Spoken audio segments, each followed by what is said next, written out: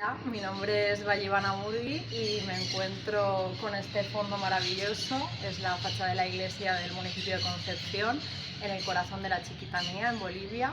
Estoy aquí porque he participado en el programa de especialista municipal voluntari del Fons Valencia per la Solidaritat, en colaboración con CEPAD.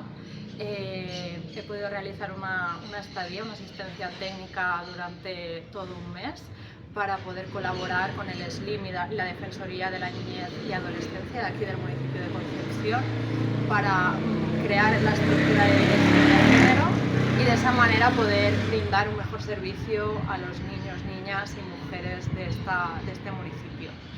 Mi trabajo ha consistido en hacer un diagnóstico de la situación de las mujeres, atendiendo principalmente la autonomía económica de las mujeres, sus derechos reproductivos y sexuales y la violencia contra la mujer.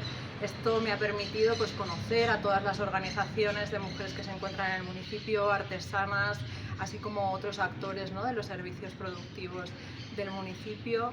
Y bueno, hoy en mi último día, ¿no?, que estoy grabando este vídeo, puedo decir que mi experiencia ha sido súper positiva.